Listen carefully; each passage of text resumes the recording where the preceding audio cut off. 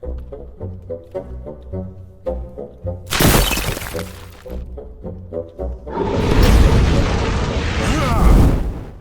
everybody, it's Hornhelm and I'm back again with another presentation for the Dwarven Vault. It's good to see everybody. I hope your year is starting off on a very positive note. And we're here today to talk about another monster review. It's kind of a dual review, the Death from Above and Death from Below. And once again, simple, early dungeon creatures that are good to use with pretty much all level of characters. They just have more effect on those who are lower to medium levels as opposed to those who are high levels. For those, they're annoying and can cause damage, and in some cases, death as well. So there's nothing wrong with using them because they all work out very nice. So today, in talking about the Death from Above and the Death from Below, why, of course, we're talking about Lurkers Above and Trappers. Now, they're a little bit different, as similar as they are, one dropping from the ceiling to envelop its victims, whereas the other one lays on the ground and entices them and wraps themselves around them. They're both very effective. You don't want to get nailed by either one of these creatures, even at a fairly good level, because you have a very short period of time in which you can do something. And both of these creatures have the ability to shed some types of damage, primarily cold, but also others depending on whether it's the Lurker Above or the Trapper. Now, the Lurker Above is not an intelligent creature. So it's not something you can negotiate with. It's not something that's listening in with evil intent. It's triggered by movement. It has a very high percentage chance of not being detected. And it also surprises, I think, like 2/3 of the time.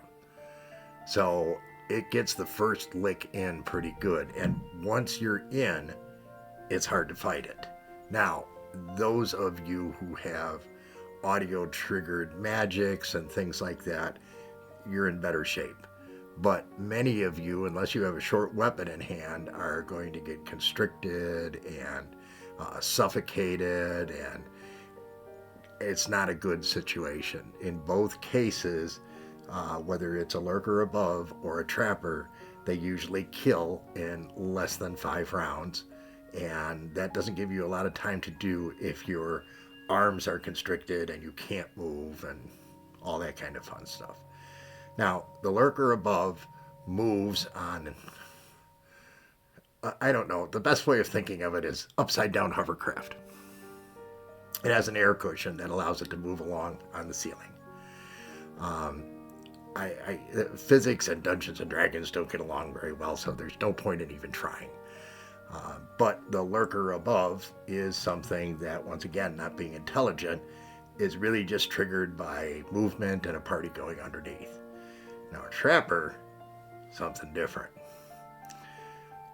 The Trapper is something that is intelligent, and it actually lays itself out and puts out a proboscis. It puts out something that it can shape into something that could fool a party, like make it look like a small chest or maybe a pile of armor or something like that.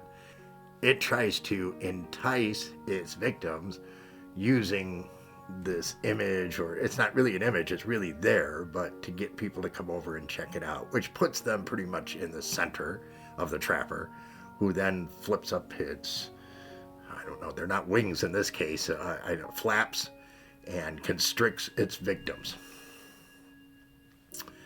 Very effective in both cases because it's very good at making sure you can't move your arms. If you don't have something that's small and easy to work with, it's very hard to fight it. And both of these creatures are high in hit dice.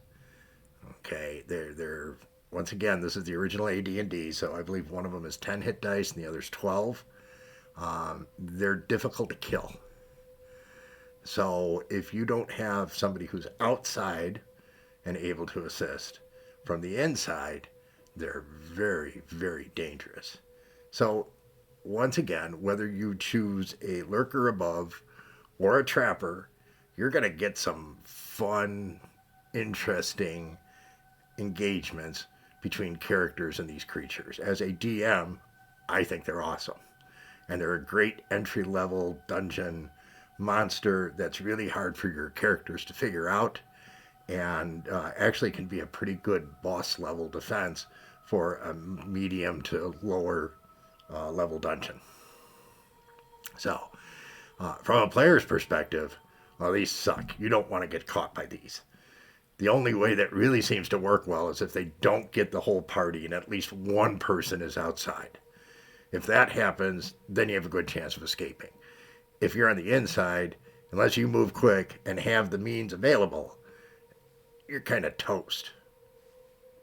So overall, how would I rank these? I mean, from a DM standpoint, I've always loved these. So for me, they're definitely over a 5 or higher. From a character standpoint, I haven't played against them that often, so I consulted with some of my friends who've done this a little bit more in terms of, oh yeah, I've run into those before. Universally, everybody said that they, in actuality, were much tougher than they had expected, and they all ranked him at like a 7, which I thought was pretty impressive. They're the kind of monster that if you have the option to flee, definitely flee and try and deal with it from a distance. So, for entry-level dungeon monsters today, we had the Trapper and the Lurker Above, two that are certainly thought of quite a bit when it comes to early subterranean adventures and going back to the earliest days of Dungeons & Dragons. I hope you enjoyed that discussion. If you did, please give us a like. Think about subscribing. Send us comments. Come back and see us again real soon. Tell your friends. And we'll see you next time around on the Dwarven Vault. And remember, dwarves rock!